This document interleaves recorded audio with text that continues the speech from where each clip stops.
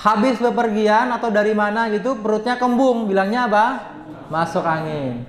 Pinggangnya pegel, bilangnya apa? Masuk angin. Semua penyakit judulnya masuk angin. Telinganya berdenging, masuk angin. Sakit gigi, masuk angin. Misalnya nih pulang dari pergi, aduh mak, aku sakit gigi. Oh, kamu sih tadi nggak pakai jaket, itu masuk angin, gitu kan? Obatnya cuma satu pak, apa? Kerokan, ya. Obatnya cuma satu, kerokan. Kalau kita nggak tahu ilmunya, mungkin kita menganggap itu lucu.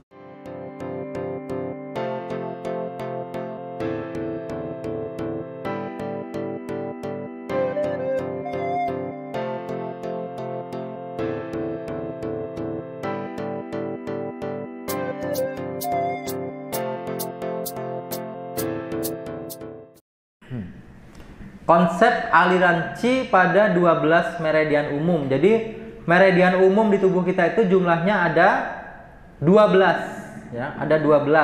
Ada 12 meridian umum di tubuh kita. Konsepnya yang pertama, 3 meridian yin tangan berjalan dari dada menuju ke tangan. Jadi di tubuh kita itu ini ya. Nah, kan saya kasih contoh, teman-teman. Ini.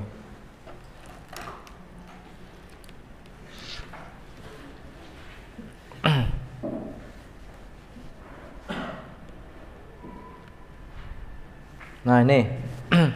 Jadi yang pertama, meridian itu dia mengalir dari atas sampai bawah, ya. Meridian di tubuh kita itu semuanya mengalir dari atas sampai bawah. Ada yang dari bawah ke atas. Jadi aliran meridian di tubuh kita itu beda, Pak. Ada yang mengalir dari atas ke bawah, ada yang mengalir dari bawah ke atas. Nah, meridian di tubuh kita dibagi menjadi meridian yin dan meridian yang. Meridian yin itu adalah meridian yang berada di tubuh bagian dalam. Ini coba tangannya semua dibuka gini. Nah, ini ya. Tangan kita yang bagian putih ini disebut meridian yin. Ya. Yang bagian luar ini disebut dengan meridian yang. Ini yin, ini yang, gitu ya. Yin, yang. Nah, kenapa disebut yin? Karena putih. Yin itu segala sesuatu yang sifatnya putih. Putih itu artinya yin, gitu ya. Yang hitam itu adalah yang. Nah, ini. Meridian yin di sini ada 3 meridian, Pak, yaitu meridian jantung, perikardium, dan paru-paru. Mengalirnya dari atas ke bawah. Jadi aliran meridian jantung, paru-paru, dan perikardium itu mengalir dari atas ke bawah. Nanti akan kita kasih contoh titik-titiknya. Meridian yang tangan ini ya. Jadi di kanan dan kiri ada nanti, Pak. Kanan ada, kiri ada, karena dia berpasangan. Meridian yang dia mengalir dari bawah ke atas, terbalik ya. Jadi aliran meridiannya itu kalau yin tangan, tadi apa saja yin tangan tadi, Pak? Jantung, paru-paru, perikardium. Ada 3 ya. Mengalir dari mana? Dari atas ke bawah. Yang tangan itu juga ada 3, ya, ada 3 juga, yaitu meridian usus besar, lalu tri pemanas, dan usus kecil. Ada 3 juga. Apa aja tadi? Usus besar, tri pemanas, dan usus kecil. Tri pemanas tadi yang kita sebut dengan sanciao, ya, kita sebut dengan sanciao. Mengalir dari bawah ke atas, berakhir di kepala.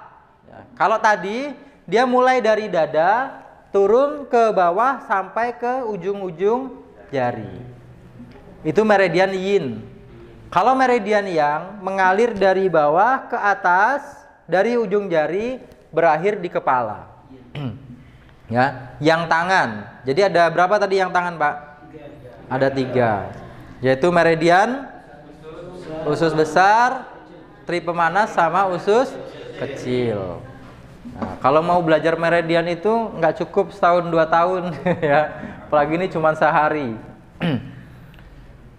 Lalu ada meridian yin kaki dan yang kaki. Ya, yin kaki ada 3, yang kaki juga ada 3, sama. Yin kaki itu berarti yang dia ada di mana, Pak? Ada di kaki bagian dalam nih, yang tidak kena matahari, disebut dengan yin kaki. Nah, yang kaki meridian yang ada di luar ini ya, yang kena matahari ini. Meridian yin kaki mengalir dari bawah ke atas. Perbedaan jalur meridiannya itu ya, Pak. Jadi dia mengalirnya dari mana? Dari bawah ke atas.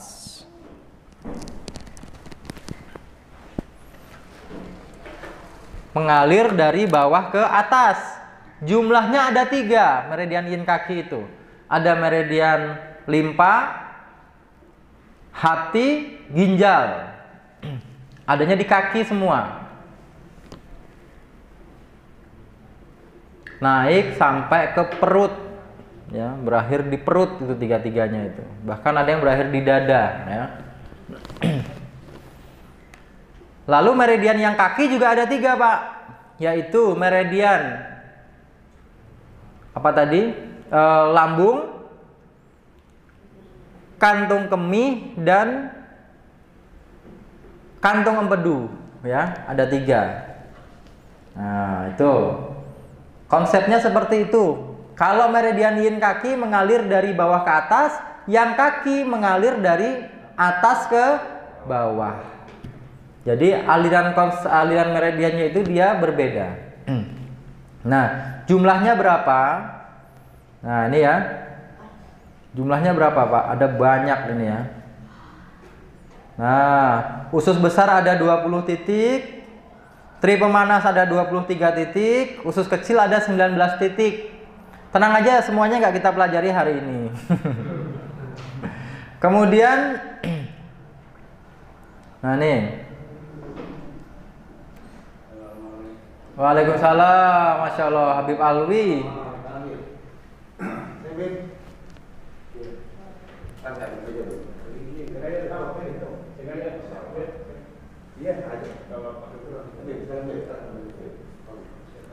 Masya Allah.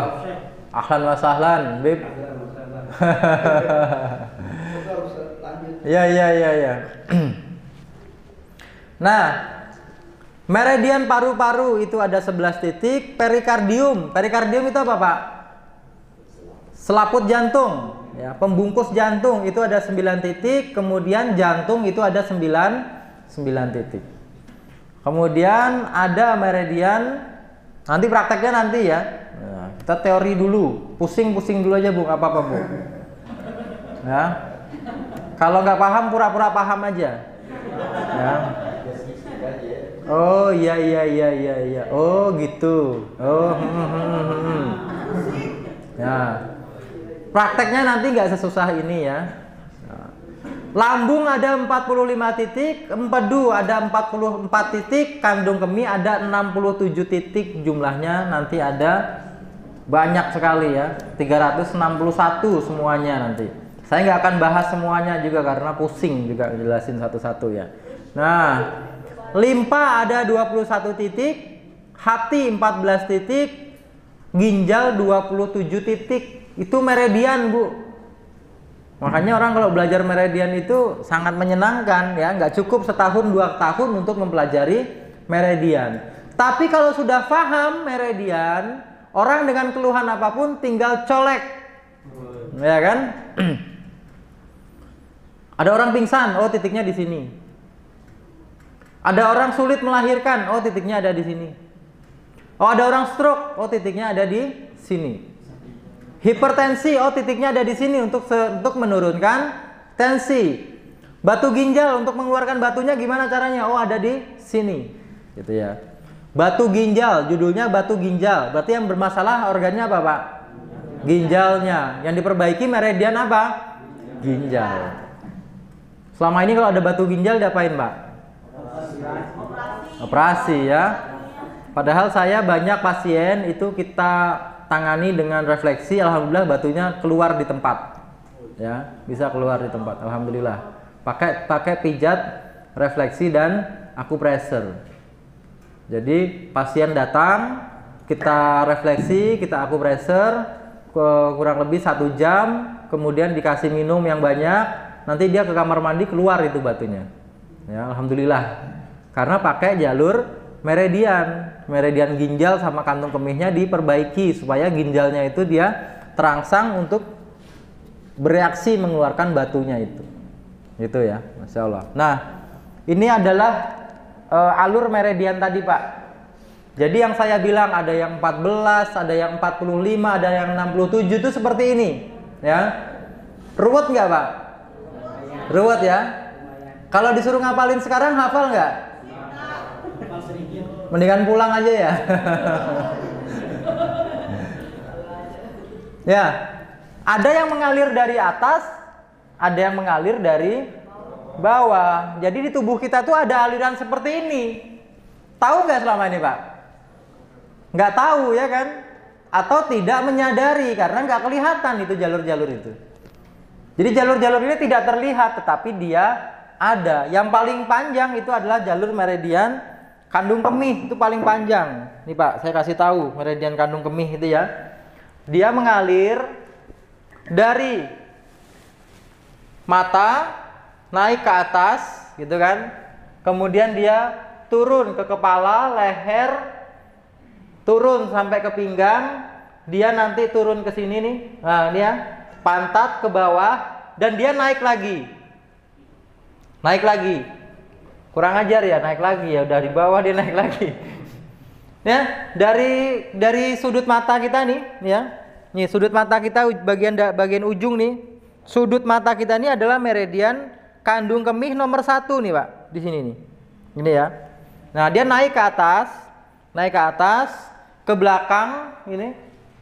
Turun sampai ke betis. Bukannya dia turun, dia naik lagi. Ya kan? Naik lagi. Kemudian baru turun sampai nanti ke ujung kelingking bagian luar. Paling panjang itu ada 67 titik. Makanya meridian kandung kemih lah yang biasa kita pakai untuk bekam, untuk topung gitu ya. Itu pakai meridiannya kandung kemih. Kenapa? Karena titiknya paling banyak dan paling banyak manfaatnya itu di meridian kandung kemih. Pernah dapat pasien prostat nggak, Pak? Prostat itu apa? Turun berok ya. Kalau bahasanya NTB apa, Pak? Turun berok itu? Hernia ya. Bahasa sini apa nyebutnya?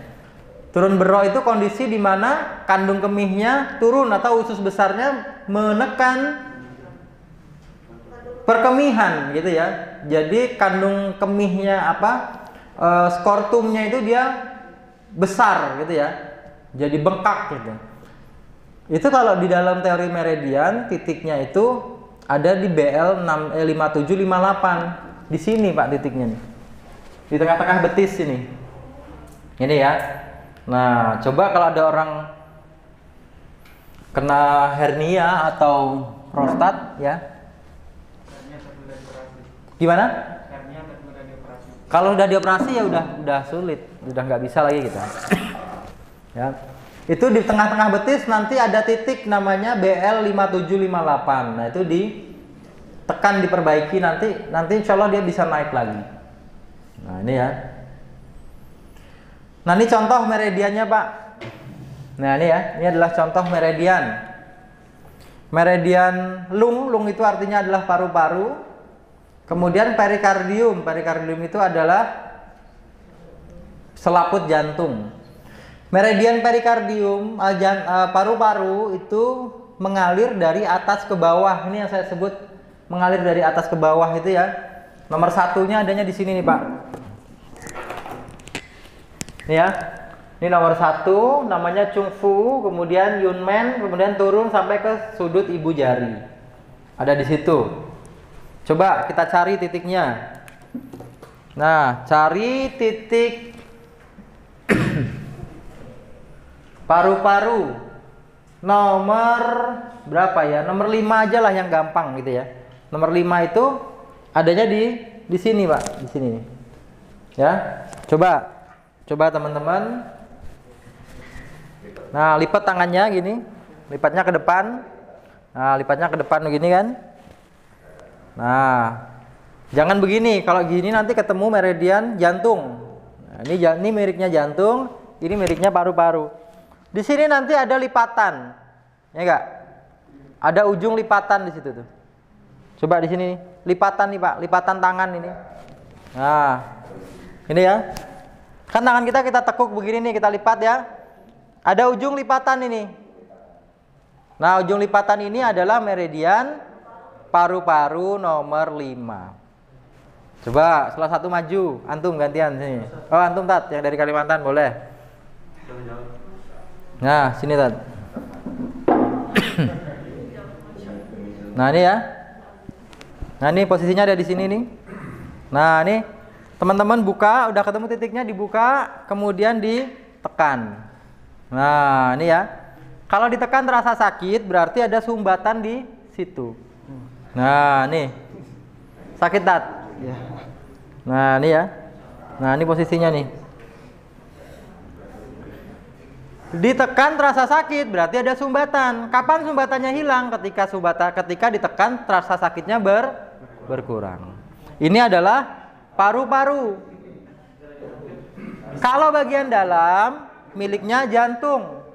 Tadi paru-paru kan di sini nih. Ya. Ini paru-paru dilipat. Sekarang bagian dalam, ini miliknya jantung. Ini ya. Di sama ujung lipatan. Ujung lipatan ini kemudian dilepas, nah ditekan. Sakit mana? Paru-paru apa jantung? Paru-paru. Sakit paru-paru berarti. Nah ya teman-teman ya, kita buktikan paru-parunya ditekan sakit, tapi jantungnya ditekan nggak sakit. Berarti yang bermasalah apa? Paru-parunya bermasalah.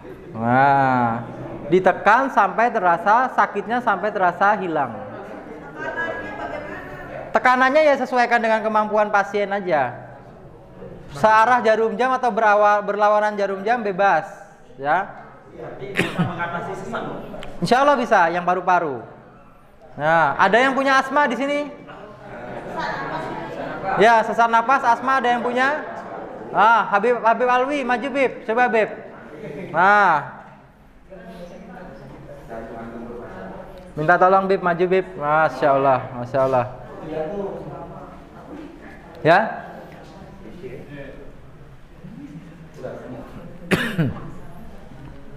Nah, minta tolong Bib. Duduk boleh, atau duduk di depan aja, duduk depan Bib, biar kelihatan. Depan.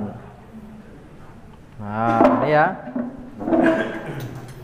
Nah, teman-teman, meridian paru-paru itu mengalir dari atas ke bawah. Mulai dari bawah tulang klavikula. Di sini ada tulang klavikula, Pak. Tulang yang keras di sini nih. Ya. Ada tulang klavikula. Di sudutnya ini nanti ada titik paru-paru nomor 1. Nah, di sini. Ini ya. Ini titik paru-paru nomor 1. Biasanya di sini tekan sakit. Sakit gak, Bib? Sakit ya. Ini posisinya, teman-teman. Coba. Ini tulang klavikula, ya. Di sudut sini, sudut pertemuan antara tulang klavikula dengan tulang bahu kan ada di tengah-tengah tuh. Nah, posisinya ada di situ. Nah, di sini. Nah, nih. Sakit ya? Terasa nih. Nah, ini dia. Ini disebut dengan titik alarm. Ya.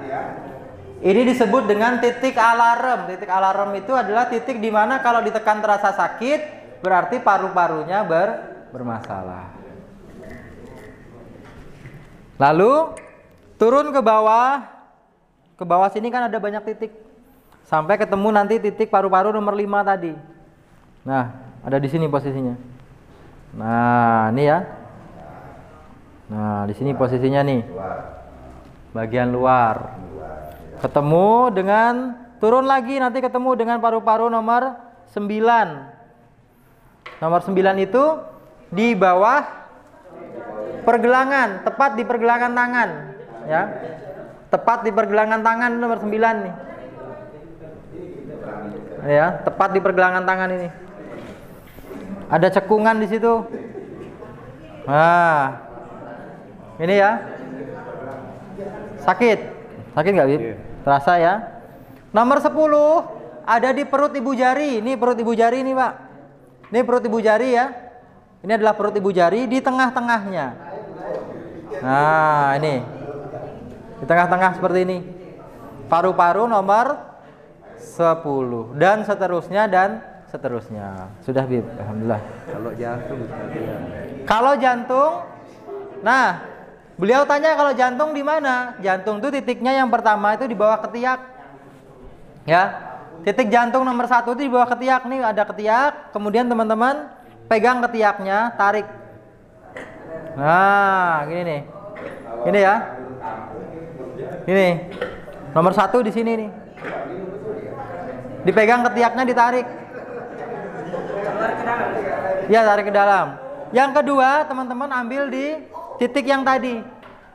Di sini ya. Nah. Di sini. Nah, ini untuk gangguan jantung. Jantung nomor 3 ada di sini. Nah.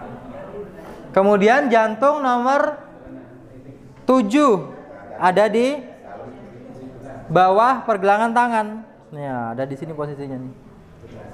Dan seterusnya dan seterusnya. Sudah, Bib. Apa? Capek napas. Ya, capek napas tadi di sini sudah. Nah, nanti ditokjar lagi. Masya Allah. Itu ya teman-teman ya. Nah, ini aliran meridiannya seperti itu. Banyak sekali titiknya. Nih ya. Ini. Nah, yang ini nih Pak, ini adalah meridian usus kecil. Ini nih. Mengalir dari bawah ke atas. Pernah kena frozen shoulder nggak, Pak?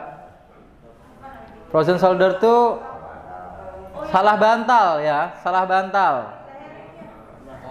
Nah, salah bantal itu posisinya biasanya di mana? Sakitnya di mana? Nah, kalau kita paham meridian, kita tahu yang bermasalah itu adalah meridian usus kecil. Kenapa? Karena ternyata dilewati oleh meridian usus kecil. Tinggal diperbaikin aja. Ya. Tinggal diperbaiki aja. Oh, di sini. Oh, berarti usus kecil saya bermasalah. Ada sumbatan di situ. Gitu ya, teman-teman ya. Nah, ini ada banyak sekali meridian. Saya nggak akan jelaskan satu-satu karena akan banyak sekali.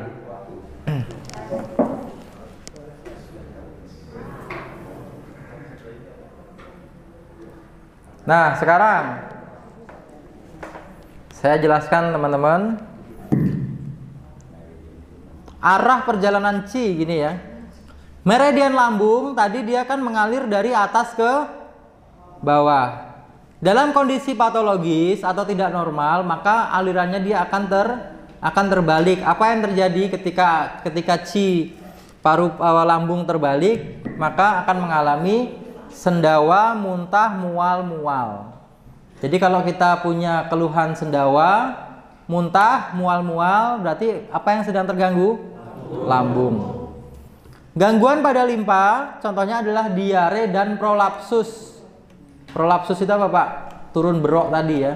Kalau perempuan turun rahim. Ya, rahim atau peranakannya turun. Itu jadilah yang namanya prolapsus. Kalau gangguan pada hati, ya, kalau gangguan pada hati ada nyeri kepala, vertigo, mata merah. Pernah ngalamin mata merah nggak, Pak? Pernah sakit kepala, vertigo? Nah, itu gangguan pada hati. Berarti di meridian hatinya ada sumbatan. Sakit hati ya. Sakit hati emang bikin sakit kepala ya, Bu? Gangguan pada lambung diantaranya adalah iritasi lambung, paru-paru ya, gangguan pada paru-paru nih Pak. Jadi gangguan pada paru-paru itu bisa menyebabkan iritasi pada lambung. Mual, muntah, sendawa, nyeri ulu hati itu gangguan pada contoh gangguan pada paru-paru. Meskipun penyakit pada paru-paru biasanya cenderung batuk gitu ya. Tapi ada gangguan yang lain.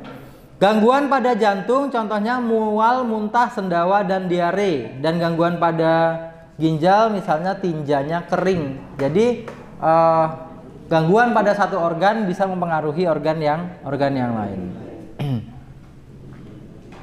Nah, pertanyaannya selanjutnya, apa yang terjadi dengan meridian tadi? Yang pertama, adanya sumbatan energi atau chi akibat adanya patogen. Teman-teman sudah tahu patogen atau belum?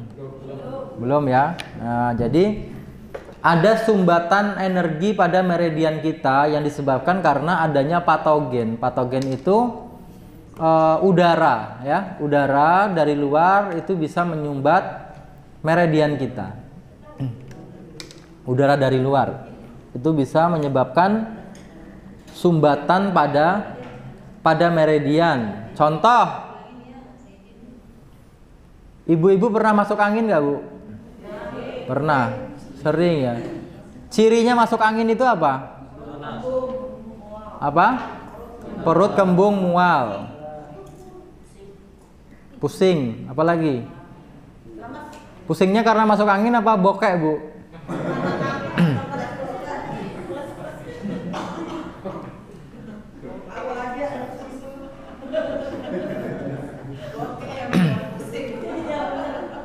Jadi orang itu Bu, kalau di Jawa nih ya, nggak tahu kalau di NTB saya nggak paham. Orang di Jawa itu kalau habis bepergian, kepalanya pusing, nanti dibilang apa? Masuk angin, gitu ya. Kepalanya pusing dibilang masuk angin. Habis bepergian, batuk-batuk, bilangnya apa? Masuk angin. Habis bepergian atau dari mana gitu, perutnya kembung, bilangnya apa? Masuk angin. Pinggangnya pegel, bilangnya apa? Masuk angin. Semua penyakit judulnya masuk angin. Telinganya berdenging, masuk angin. Sakit gigi, masuk angin. Misalnya nih pulang dari pergi, aduh mak, aku sakit gigi. Oh, kamu sih tadi nggak pakai jaket, itu masuk angin, gitu kan? Obatnya cuma satu Pak, apa?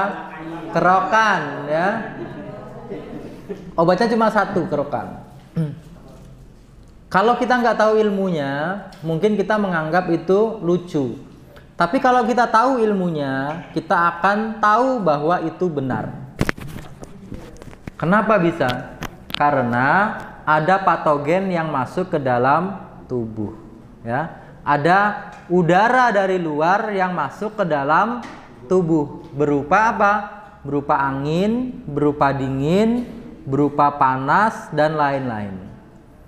Jadi sifatnya angin itu apa Pak? Berhembus dari satu tempat ke tempat yang lain. Itu adalah sifatnya angin, bener nggak? Ada angin tuh, jalan, tahu-tahu ada di sini, gitu ya. Itu adalah sifatnya angin. AC nih Pak, AC ini ngeluarin apa? Angin. AC-nya diem apa bergerak? Bergerak dari satu tempat ke tempat yang lain. Karena sifat angin seperti itu, gitu ya. Yang kedua, sifat angin adalah membawa materi apapun yang disentuhnya. Contoh, ada pohon daunnya jatuh, gugur, kena angin, daunnya gimana? Terbang, ya kan? Karena tersentuh oleh angin. Ada angin judulnya puting beliung, ya enggak? Puting beliung itu bawa apa Pak? Apa aja yang dibawa, yang disentuh terbawa oleh angin puting beliung kan? Bawa rumah, rumahnya terbawa, ada motor, motornya ke bawah, ada tukang bakso, tukang baksonya di bawah sama gerobak-gerobaknya, gitu kan? Sama duitnya sekalian. Jadi membawa materi apapun yang disentuhnya. Angin yang masuk tubuh manusia juga begitu. Makanya ada angin panas, ada angin dingin.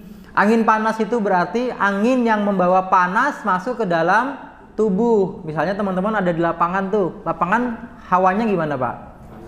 Panas. Berarti angin yang berhembus adalah angin panas masuk ke dalam tubuh kita. Sekarang nih AC. AC ini panas apa dingin? Dingin. Berarti dia membawa angin apa? Angin dingin ke dalam tubuh. Masuk ke dalam tubuh kita melalui pori-pori, mencari meridian apa yang lemah. Ya, mencari meridian apa yang lemah, karena meridian kita tadi kan jumlahnya banyak ya Pak. Ada berapa jalur? Jalurnya ada berapa? 12 jalur. Jumlah titiknya ada berapa? 361 titik. Dan angin itu masuk ke dalam tubuh kita mencari meridian mana yang lemah, karena tidak semua meridian itu lemah. Buktinya apa? Tidak semua meridian itu lemah.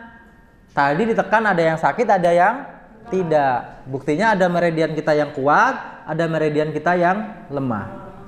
Masuk dia ke tubuh kita, kalau meridian ginjalnya yang lemah jadi beser, jadi sakit pinggang. Kalau meridian lambungnya yang lemah atau usus besarnya yang lemah, jadi perut kembung, jadi mencret, diare, dan lain sebagainya. Kalau meridian liver yang lemah, jadi sakit kepala, jadi mata merah. Ya kan? Kalau meridian paru-parunya yang lemah, jadi batuk, ya enggak Pak? Sesak napas. Kalau meridian jantungnya yang lemah, jadi nyeri jantung. Orang bilang itu angin duduk. Ya kan? Karena kenapa? Angin masuk ke meridian jantung mencari meridian itu yang lemah. Jadi masuk akal ya Pak. Kenapa orang dulu bilang sakit gigi itu masuk angin, sakit kepala masuk angin, perut kembung masuk angin. Semua keluhan orang dibilang sakit masuk angin, karena kronologinya itu seperti itu.